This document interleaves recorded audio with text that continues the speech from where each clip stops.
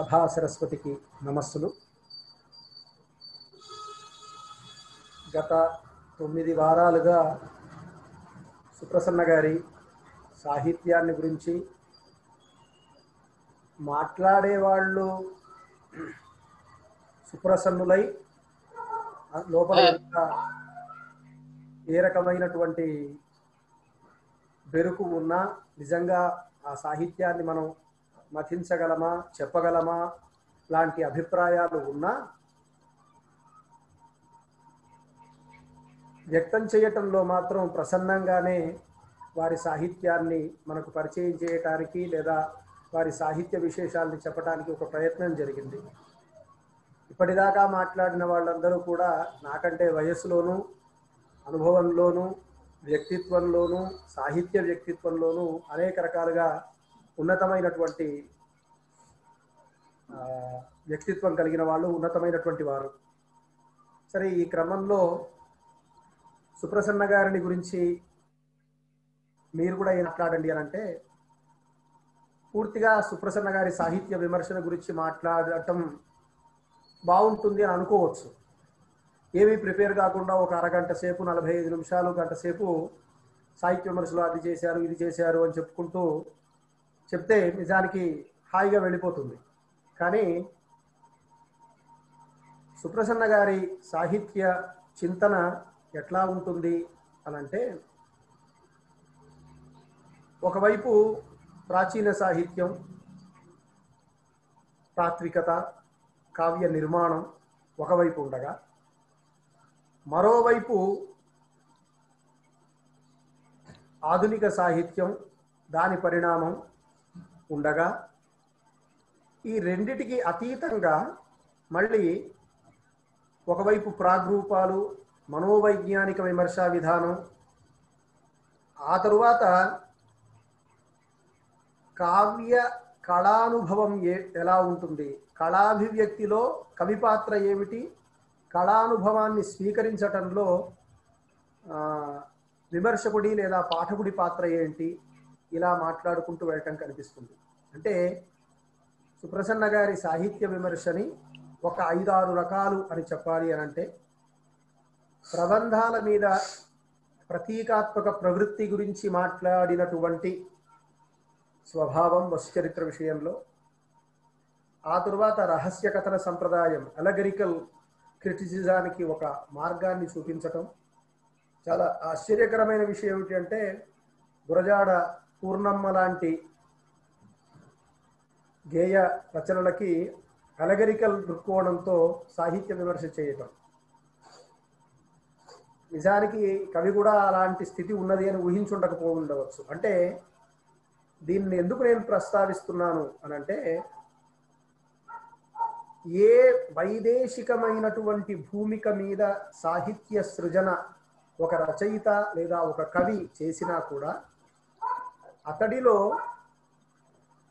అణగారిపోకుండా లేదా ఏదో ఒక రీతిలో అతడి లోపల భారతీయ చేతనకు సంబంధించి తాను జీవించినటువంటి ఒకానొక కాలపు వాతావరణానికి సంబంధించి చుట్టుపక్కల ఉన్న భారతీయ సాంస్కృతిక నేపథ్యం గురించి ఎంతో కొంత అతడిలో ఒక జాడ ఉంటుంది అనేది వారి సాహిత్యంలో, తర్వాత వారి సాహిత్య విమర్శలో వారు ఎన్నుకున్నటువంటి లేదా వారు ఆలోచించేటటువంటి ప్రధానమైనటువంటి అంశం. అందువల్ల సుప్రసన్న గారి సాహిత్య విమర్శని గురించి మాట్లాడటం మొదలే మహాకావ్య నిర్మాణాన్ని గురించి, ప్రబంధాలను గురించి వారు ఏం మాట్లాడారు అనేది ఒక భాగం అయిపోతుంది. మను చరిత్ర, వసు చరిత్ర, పాండురంగ మహాత్మ్యం, ఇలా కొన్ని కావ్య ప్రబంధాలను గురించి. నిజానికి ప్రబంధం అనటం అనే మాట కంటే కూడా సుప్రసన్న గారికి మహాకావ్యం అన్న మాటే చాలా ఇష్టం, ప్రబంధం అన్న మాట కంటే కూడా. సరే, అదొక పార్శ్వం. ఇతిహాస పురాణాలని, కావ్యాలని రహస్య కథన దృష్టితో చూడటం మరో పార్శ్వం. ఇవన్నీ ఒకవైపు ఉండగా, సృజన మూలాలు, అసలు ప్రాగ్రూపాలు రచయితలో ఎలా ఉంటాయి, కవిలో ఎలా ఉంటాయి అని చెప్పుకుంటూ రావటం మరో పార్శ్వం. మనోవైజ్ఞానిక భూమికతో చేసినటువంటి ఆలోచనలు ఒక పార్శ్వం. ఇలా ప్రస్తావించుకుంటూ వెళ్తే వారి సాహిత్య విమర్శ మార్గాన్ని అనేక రకాలుగా ఒక్కొక్కటి 5-5 నిమిషాలు మాట్లాడినా అలా చెప్పుకుంటూ వెళ్ళే అవకాశం ఉంటుంది. అయితే సరే, భిన్నమైన అంశాలు అందులో ఉన్నాయి. సుప్రసన్న గారు ఆధునిక సాహిత్యాన్ని గురించి లేదా ఆధునిక సాహిత్యంలో ఉన్నటువంటి వ్యక్తులను గురించి, కవులను గురించి, రచయితలను గురించి ఏం మాట్లాడారు అనేది ఒక ప్రత్యేకమైన అధ్యయన అంశం. అందులో కూడా నేను ప్రత్యేకంగా వారు విశ్వనాథుని గురించి ఏం మాట్లాడారు అని చెప్పడానికి నేను వెళితే ఇంకో 4 ఉపన్యాసాలైనా వారు చెప్పింది పూర్తి కాదు. రాయప్రోలు గురించి అయినా అంతే, కాల్పనిక సాహిత్యం గురించి అయినా అంతే, లేకపోతే తన సమకాలికులైనటువంటి కవులు రచయితల గురించి మాట్లాడినవైనా అంతే.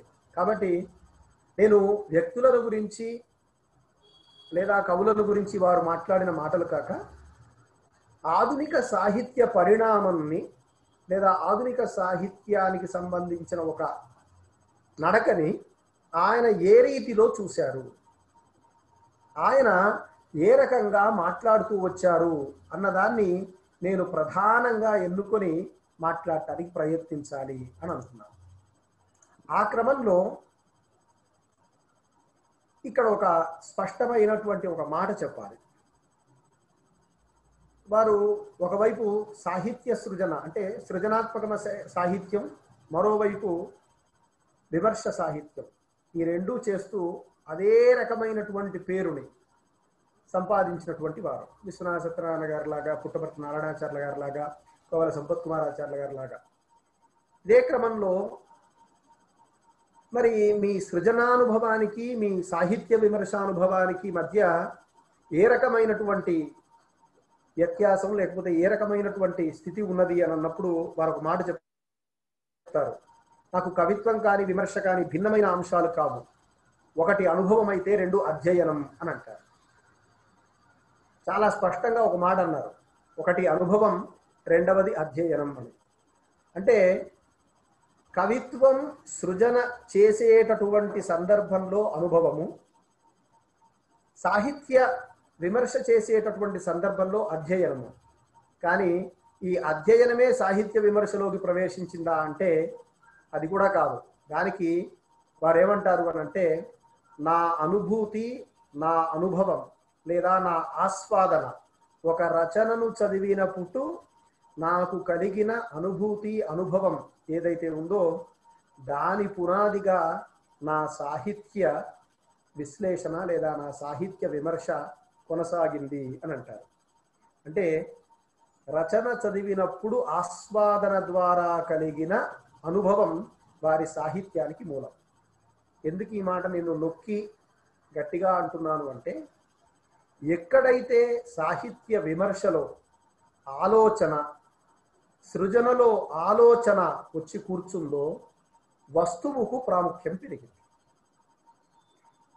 ఎప్పుడైతే వస్తువుకు ప్రాముఖ్యం పెరిగిందో నీకు ఒక వస్తువు పట్ల ఉండే అయిష్టత, ఒక విషయం పట్ల ఉండే అయిష్టత నీకు తెలియకుండానే ఆ రచనని చదువుతున్నప్పుడో లేదా ఆ రచనని స్వీకరిస్తున్నప్పుడో నీలోకి వచ్చి కూర్చుంటుంది.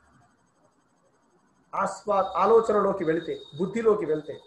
అందుకని నా సాహిత్య విమర్శ మార్గం ఆస్వాదన ద్వారా కలిగిన అనుభవం అని చాలా గొప్ప స్టేట్మెంట్ ఇచ్చారు.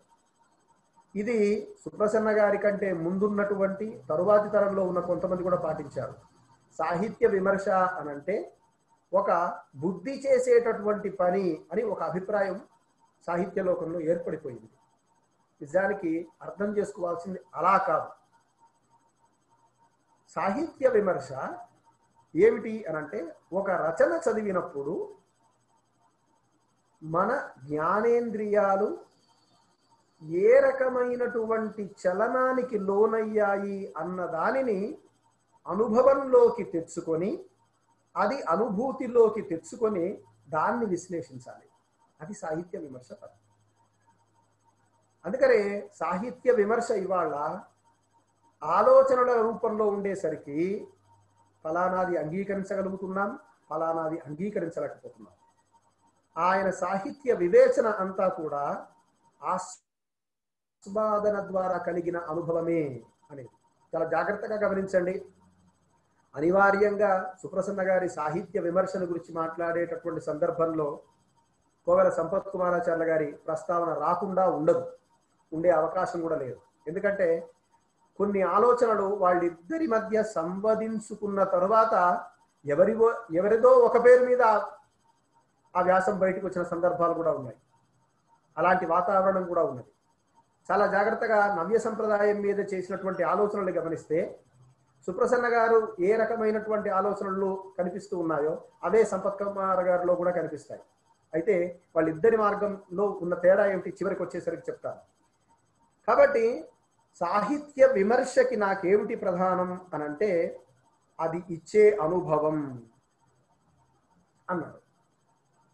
ఒక్కొక్కసారి సుప్రసన్న గారి సాహిత్య విమర్శ మనకి వెంటనే అర్థం కాకపోవటానికి కూడా ఆయన అనుభవం యొక్క స్థితి మన అనుభవంలోకి రాకపోవటమే కాదు.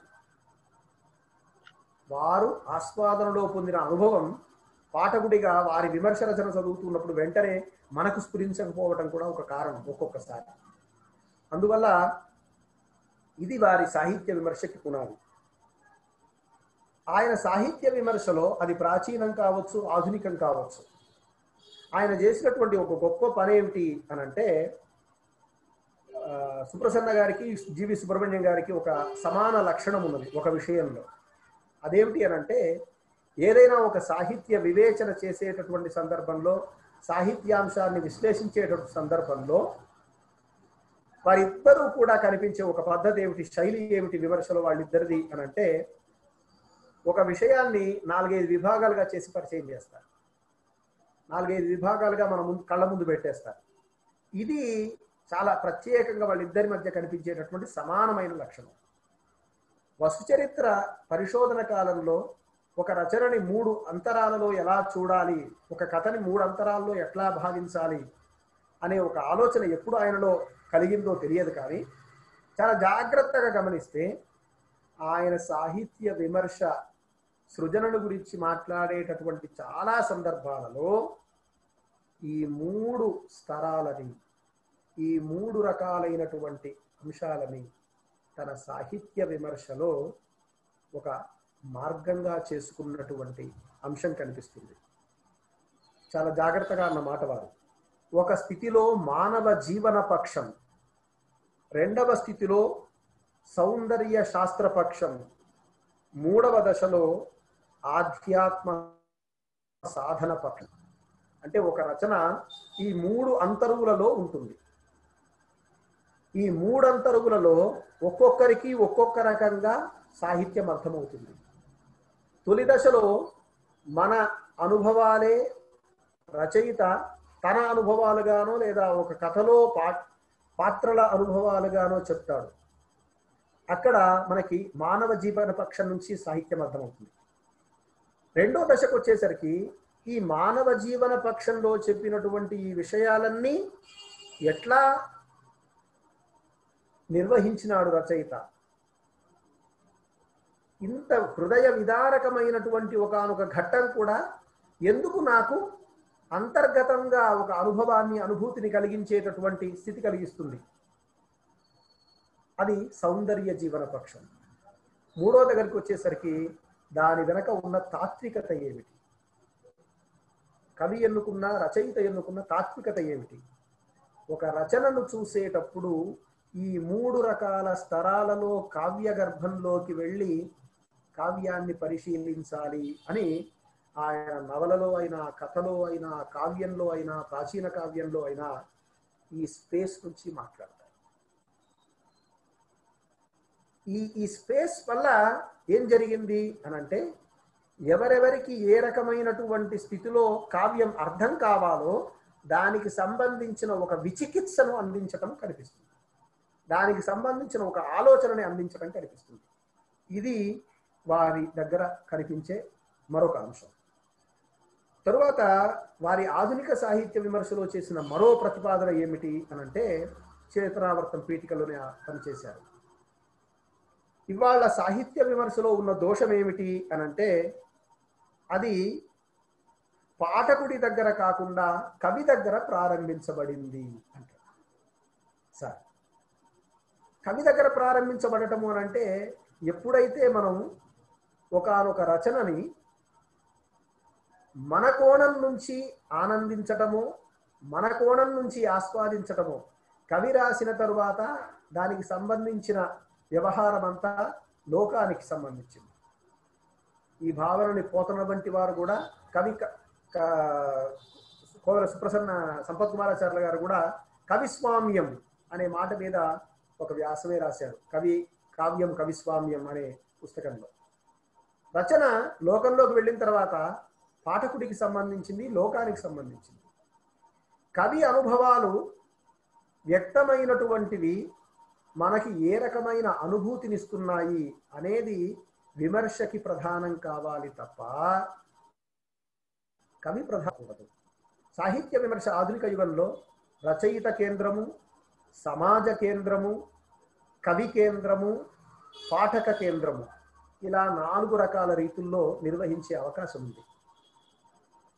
4 రకాలలో హృదయుడు కేంద్రంగా ఉండవలసిన సాహిత్య విమర్శ కవి కేంద్రంగా, సమాజ కేంద్రంగా ఉండటం వల్ల, లేదా రచన కేంద్రం పర్వాలేదు, ఈ రెండిటి కేంద్రంగా ఉండటం వల్ల సామాజికాంశాల విశ్లేషణనే సాహిత్య విమర్శ అయి కూర్చుంటున్నది. సమాజ కేంద్రిత విమర్శలో, కవి కేంద్రిత విమర్శలో కవి దృక్పథమే సాహిత్య రచనలో పరిశీలించడం అనేది ప్రధానంగా ఉంటుంది. ఈ మాట చేతనావర్తంలో ఆ మాట అనటంలో ఉద్దేశం ఏమిటి? అయితే వారు చెప్పినటువంటి ఈ సహృదయుడు ప్రమాణంగా ఉన్నటువంటి విమర్శ వల్ల ఏ రకమైనటువంటి ఇబ్బంది తరువాతి కాలంలో కలగలేదా అని అంటే, పాఠక ప్రతిస్పందన విమర్శ అని ఇటీవలి 20 ఏళ్ల కాలంలో, 30 ఏళ్ల కాలం నుంచి పాశ్చాత్య దేశాల వల్ల మనకు పరిచయం అయింది ఒకటి. ఇక్కడ రచయిత ఏ రకమైనటువంటి విషయాన్నైనా చెప్పనివ్వండి, పాఠకుడిగా నాకు ఏమనిపించింది, నా ప్రతిస్పందన ఏమిటి అనేది ప్రధానంగా చెప్తాను. ఇక్కడ అర్థం చేసుకోవాల్సింది ఏమిటి సుప్రసన్న గారు చెప్పిన మాటని అని అంటే, కవి ఏ రకమైన ఉద్దేశాంతో రాశాడో, ఏ రకమైనటువంటి కాలంలో రాశాడో, దేశ కాల స్థల అవగాహన లేకుండా విమర్శ చెయ్యమని కాదు.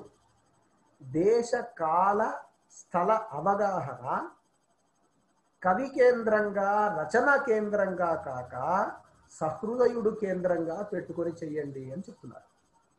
అంటే వీడు దేశంలో ఉన్నవాడే, వీడు కాలంలో ఉన్నవాడే, వీడు స్థలంలో ఉన్నవాడే కదా.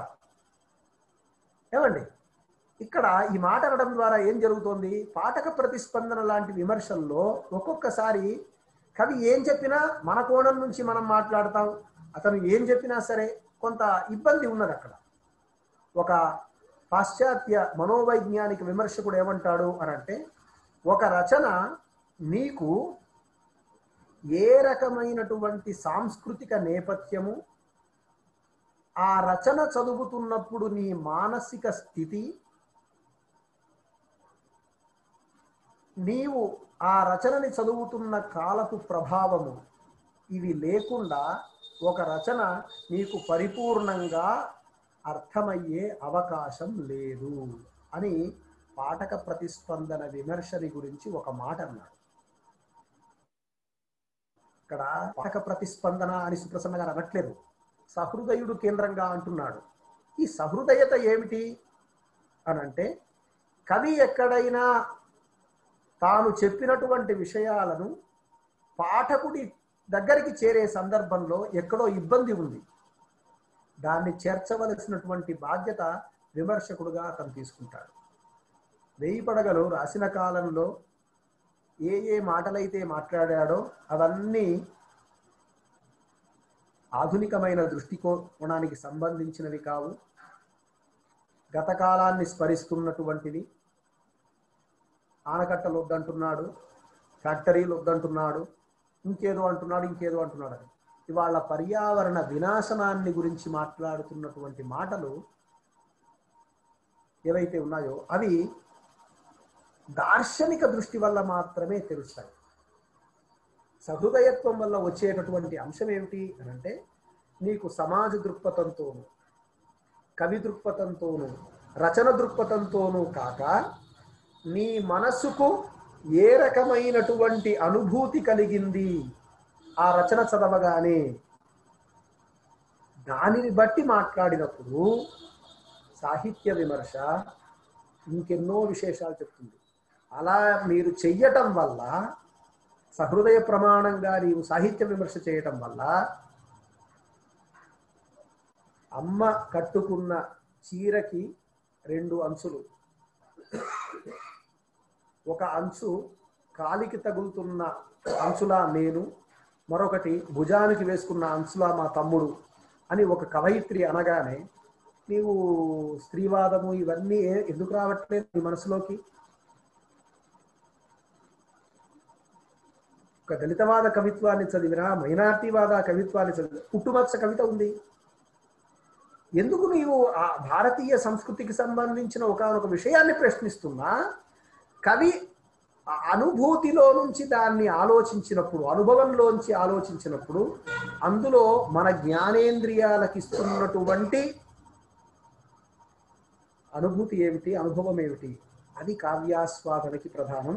ఆ దృష్టితో నువ్వు కావ్యరచనని ఎన్నుకుంటే ఏ రకమైన సాహిత్యాన్నైనా సరే నీవు జాగ్రత్తగా అన్వయించగలుగుతావు అనేది ఒకటి తెలుస్తోంది. కాబట్టి రచన జ్ఞానేంద్రియాలకు సంబంధించిన అనుభవంగా ఉండాలి. అనుభూతి కాలము, వ్యక్తిత్వము ఇట్లాంటి పరిమితులను దాటి ఉంటుంది అనేది వారి సాహిత్య విమర్శ ప్రధానమైనటువంటి సూత్రం. సో ఈ 15 నిమిషాలు 20 నిమిషాలు మాట్లాడినటువంటి దాంట్లో వారు సాహిత్య విమర్శని గురించి ఏమంటున్నారు అనగా, కావ్య ఆస్వాదన సందర్భంలో నాకు కలిగిన అనుభవము, ఆ అనుభవము యొక్క మననము వల్ల పొందిన అనుభూతి నా సాహిత్య విమర్శకి మార్గము అని చాలా స్పష్టంగా చెప్పారు. ఇలాంటి భూమిక మీద ఆధునిక సాహిత్యాన్ని గురించి ఆయన చేసినటువంటి ఆలోచనలు 2 కోణాలలో మనకు కనిపిస్తాయి. ప్రధానంగా 2 కోణాలు. దాన్ని మళ్ళీ ఉపవిభజనలు, అంతర్విభజనలు ఉంటాయి. ఒకటి, ఆయన సాహిత్య విమర్శకి మూలమైనటువంటి దృక్పథం ఏమిటి అని అంటే జాతీయత, భారతీయత. ఇది చాలా స్పష్టంగా ఉండే విషయం. అందుకని ఏది జాతీయత, ఏది భారతీయత, ఈ విషయాలను గురించి ఆలోచిస్తూ రాసినటువంటి వ్యాసాలు ఒక 10 దాకా ఉంటాయి, 10-15 దాకా ఉంటాయి. ఇక్కడ సహృదయ చక్రం నుంచి నిన్న మొన్న వచ్చినటువంటి భావసంధ్య దాకా. మరోవైపు ఈ భారతీయత, జాతీయత, సాంస్కృతిక నేపథ్య పునాదిగా నవ్య కవిత్వం అంటే సంఘ సంస్కరణ మొదలు నిన్న మొన్న వచ్చినటువంటి కవిత్వం దాకా, ప్రాంతీయ అస్తిత్వవాద కవిత్వం దాకా ఏ రకమైనటువంటి పరిణామాలు కొనసాగుతూ ఉన్నాయి, ఏ రకమైనటువంటి చింతనలు కొనసాగుతూ ఉన్నాయి అని చెప్పే భాగం ఒకటి. అంటే ఒకటి సైద్ధాంతికము, 2 ఆ సైద్ధాంతికత పునాది మీద చేసిన మరో సైద్ధాంతిక వ్యాసం. మరి 2 సిద్ధాంతాలైనా అనంటే ఈ రెండిటి ఆధారంగా విశ్వనాథని, రాయప్రోలుని, నాయని సుబ్బారావుని, కృష్ణశాస్త్రిని, అడవి బాపిరాజుని, అనుముల కృష్ణమూర్తిని, గడియారం రామకృష్ణ శర్మని, ఇలా ఎవరినైనా తీసుకోండి, ఆధునిక యుగంలో ఉన్న కవిని, రచయితని, వాళ్ళ సాహిత్యాన్ని విశ్లేషించటం అందులో మరో పార్శ్వం. అది అన్వయ విభాగం. కాబట్టి ఆయన సాహిత్య విమర్శకి ప్రధానమైనటువంటి భూమిక జాతీయత మరియు భారతీయత. దీనికి సంబంధించిన విషయం వారు చాలా స్పష్టంగా ఒక సందర్భంలో అన్నారు. ఆధునిక సాహిత్య దర్శనం ఇప్పటికీ మనకు ఏర్పడలేదు అని. ఇక్కడ ఆధునిక సాహిత్య దర్శనం అని అంటే ఏమిటి అనంటే, మనం ఇవాళ ఏ రకమైనటువంటి సాహిత్యాన్ని మనం ఆధునిక యుగంలో వచ్చిన సాహిత్యాన్ని విమర్శించటానికైనా సరే మనం ఎన్నుకుంటున్నటువంటి ఒకానొక మార్గం ఏమిటి అనంటే, పాశ్చాత్య సాహిత్య మూలాలకు సంబంధించినటువంటి విషయాలను మాత్రమే మనం ఎన్నుకుంటున్నాం. ఆ పాశ్చాత్య సాహిత్యానికి సంబంధించినటువంటి అంశాల ద్వారా మాత్రమే మనం సాహిత్య విశ్లేషణ చేస్తున్నాం. అది మన దేశపు సాహిత్యానికి ఎట్లా వర్తిస్తుంది, ఎట్లా అన్వయమవుతుంది? అందుకనే తెలుగు సాహిత్య విమర్శలో ఇప్పటికీ కూడా పూర్తిగా సంస్కృత సాహిత్య పునాదితో ఆ రకమైన ఆలోచనలతో కొనసాగింది ఒక పార్శ్వమైతే, లేదా మరొక పార్శ్వం పాశ్చాత్య ఆలోచనలకు చింతనలకు అనుకూలంగా సాగింది మరొకటి. ఈ రెండిటి పునాది మీదే నడిచింది తప్ప భారతీయమైన లేదా ఈ సాంస్కృతిక నేపథ్యానికి సంబంధించిన విషయాల ఆధారంగా ఏ రకమైనటువంటిది సాహిత్య విమర్శ జరిగింది, దానికి అనుగుణమైనటువంటి ఒక సాహిత్య విమర్శ దర్శనం, ఆధునిక సాహిత్యానికి అవసరమైన దార్శనిక స్వభావం కలిగిన రచన ఇప్పటికీ కూడా వెలువడలేదు. ఇప్పటికైనా వెలువడాల్సిన అవసరం ఉంది అనేది వారి సాహిత్యంలో, వారి సాహిత్య విమర్శ ఆధునిక సాహిత్యాన్ని గురించి వారి పరిశీలనలో చెప్పే అంశం. ఇంకో విషయం ఏమిటి అనంటే, సాహిత్యము జాతీయీకరణ, నేటి హిందువు సాహిత్య సాధన లాంటి వ్యాసాలు ఉన్నాయి. ఇవన్నీ కూడా ఏం చేస్తాయి అంటే, మన దేశంలో ఉండేటటువంటి పరిస్థితులకు అనుగుణంగా మన సాహిత్యాన్ని విశ్లేషించాలి. ఉదాహరణకి మహాప్రస్థానం గేయం శ్రీశ్రీది ఉంది. అందులో మహాప్రస్థానం అనే ఒకానొక భావనకు సంబంధించిన ఒకానొక జ్ఞానం లేకుండా మనం ఏమి దానిని విశ్లేషిస్తాం? కవిత, ఓ కవితకి సంబంధించిన ఒక ఖండిక ఉన్నది, దానిని భారతీయ పునాది లేకుండా ఎట్లా విశ్లేషిస్తాం అని ఇలా విశ్వనాథ వారిని ఇలాంటి వారిని విశ్లేషిస్తున్న సందర్భంలో ప్రశ్న వేసుకొని, ఆధునిక సాహిత్య దర్శనం యోగ శాస్త్రము, మనోవైజ్ఞానిక శాస్త్రము, వైజ్ఞానిక శాస్త్రము, సాంస్కృతిక పునాది, భారతీయ పునాది, భారతీయ శాస్త్ర పునాది, సాంస్కృతిక పునాది, వీటి ఆధారంగా మనం నిర్మించుకోవలసిన అవసరం ఇంకా ఉన్నది అనేటటువంటిది వారు చేసినటువంటి మొత్తం ప్రతిపాదన. ఇలా జాగ్రత్తగా గమనించండి. ఎక్కడ ఆయన కేవలం భారతీయ సాంస్కృతికమైన పునాదులు మాత్రమే